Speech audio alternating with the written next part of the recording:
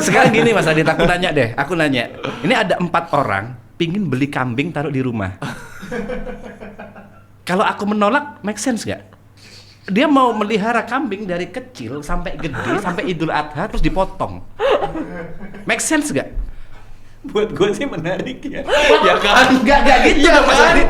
Enggak dong. Ya kan? Kan bau dan kotor. Lo mau tahu ininya nggak? Sudut pandang storytellingnya nggak? Boleh. Boleh. Ini nih. Oke. Sevisi nih. Sebuah konten yang engaging itu, kalau dia tahu karakter-karakternya punya tujuan dan ada halangannya. Oke. Ya dong. Ya, ada tujuan dan halangan. Iya. Semakin kalau kita bikin sebuah video bilang hari ini gua mau ke pasar beli ikan, ya itu pasti udah orang pengen tahu berhasil atau tidak gue beli ikan kan. Oke.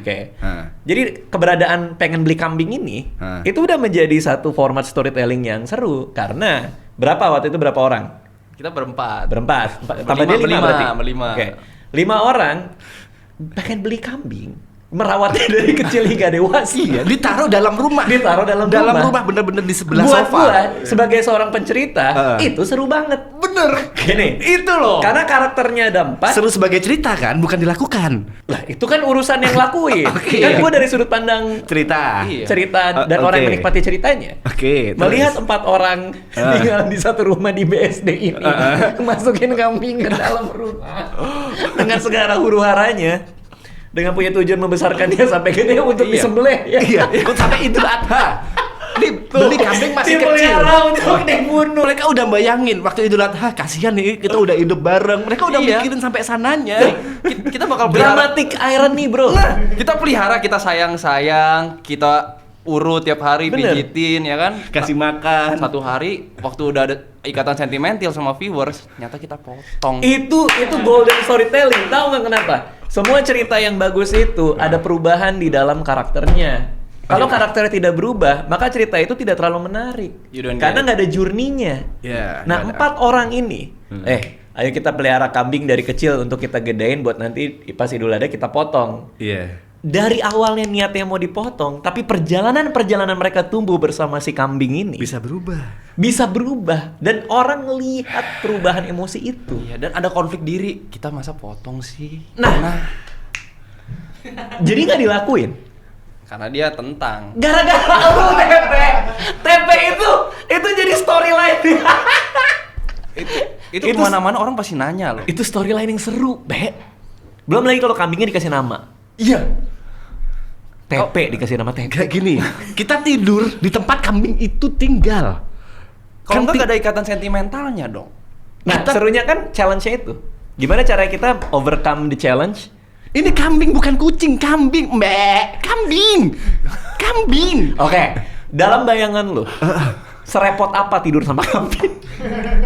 Dalam bayangan lu. Kebetulan. Dalam bayangan lu. Ini soal beraknya dulu ya. Nah, kebetulan neneknya istriku Greta itu memang hidup di desa yang melihara kambing, melihara sapi. Nenek istri. Neneknya Greta. Okay. Emang hidup di desa yang melihara dan itu baunya parah. Habis gitu tiap hari masih harus ngarit, ngasih makan dan mandiin, itu bau parah. Iya, gua tahu prengus kan. Gak pernah Mas Radit tuh ngerasain ke kandang kambing yang bener-bener. Tahu gua pernah ke sebuah desa mandiin. Enggak pernah kan. Gua enggak pernah punya kesempatan kan dalam waktu sampai Idul Adha enggak dimandiin, enggak mungkin kan. Berapa hari waktu itu?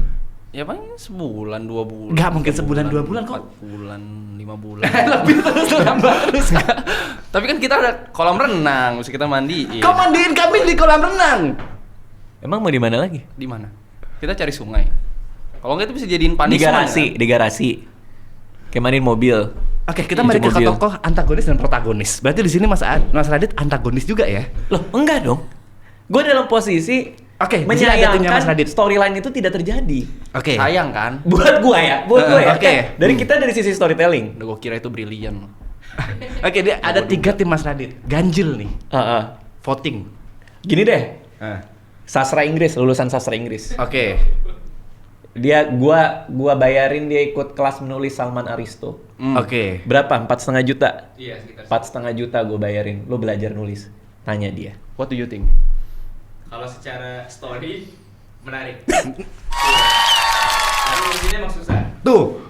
Kita ngomong logika. Bukan story ini, bukan film, bukan Nah, lo harus milih. Lo mau menyajikan sesuatu yang menarik secara cerita, atau lo nggak mau repot? Nah, Iya kan? itu loh. Ini framingannya sekarang, TP Bukan, nggak bukan, mau repot. bukan framing, bukan. Isinya komennya entar lagi tuh, TP kan nggak mau repot, TP nggak asik kan, Bukan. TP kayak gitu. Bukan. Apalagi di channel Raditya Dika ini. Bukan maksudnya nge-framing. Iya. Tapi maksudnya adalah untuk ngelihat itu dari sudut pandang mereka. Sudut pandang menulis. Sudut pandang menulis dan cerita. Tapi kehadiran elemen lo di situ menurut gua lebih menarik kalau waktu itu dipaksain aja. Ya nggak sih? Karena gue pengen lihat reaksi dia. Tapi waktu itu karena kasihan sama TP kali ya. Kayak, aduh TP kayaknya nggak seru nih kalau misalnya ini nanti dia malah jadi ini gitu kan. Bad mood. Gak ada. Suka ngancem gitu. Aku pulang ke Jember aja deh. Gak ada kayak gitu. Gak ada ya. Nggak enak.